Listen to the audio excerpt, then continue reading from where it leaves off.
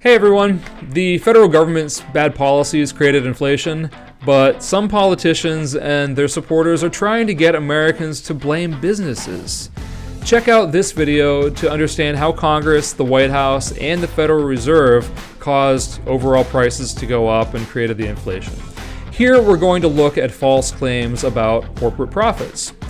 Senator Bob Casey, a Democrat from Pennsylvania, published a report in November 2023 called Greedflation: How Corporations Are Making Record Profits on the Backs of American Families. Now, mostly it's about the hardships that you and I and everybody else have been experiencing. We agree.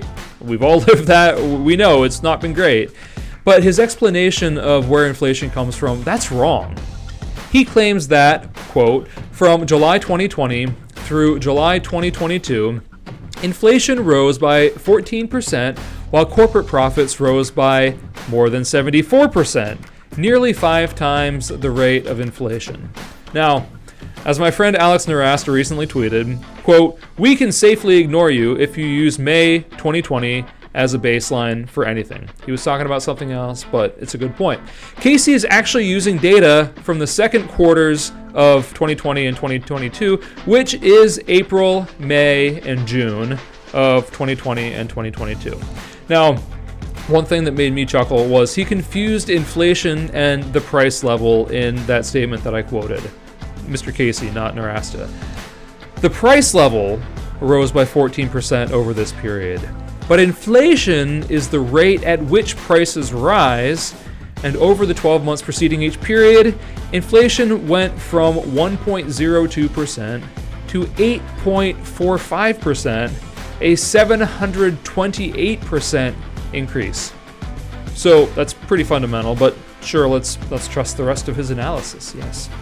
So anyway, Senator Casey cherry picks the start and end dates to make corporate profits seem extra high, higher than they actually were. But that's the minor deception. The big lie is his data series. He doesn't actually look at corporate profits because he uses the corporate profits before tax without IVA and CCADJ series. Now, I guess, doesn't that sound like corporate profits? Sounds like, is not.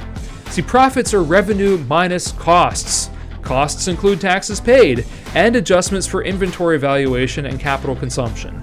The value of inventory, stuff produced and on the shelf, fluctuated wildly during the pandemic when it was harder to make new stuff, when consumer demand shifted from in-person services to stuff that could be dropped off contactless, and when Congress and the Federal Reserve flooded the economy with debt-financed money. Capital consumption is depreciation.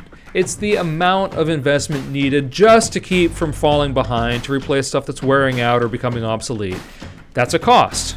Taxes paid don't flow through to owners. They go to the government. It makes no sense to include them. So comparing Casey's false profits with actual profits shows that he vastly overstated their increase. But they did increase, right? Well, sure, along with the rest of the economy.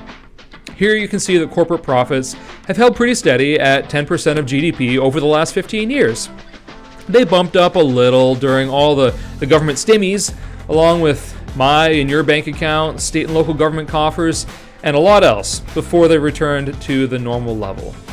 And for corporate profits to have driven inflation, they'd have had to nearly triple, which they obviously did not. President Biden's own economic advisors, along with basically all credible economists, advised against using the greedflation language because it's bunk, it's a fringe theory. Yet he, Senator Casey, and some other Democratic politicians and their supporters have embraced that fringe theory for political reasons. Why exactly? Well, it's probably to reduce the number of people, meaning voters in particular, who connect the dots and realize that the legislation enacted with largely or even exclusively Democratic support produced the excessive spending and debt that caused inflation. In other words, they voted directly for all this stuff. Senator Casey voted for all this stuff. Senator Baldwin voted for all this stuff. Bernie Sanders, Elizabeth Warren, the whole kit and caboodle, they all voted for this stuff. So it's misdirection.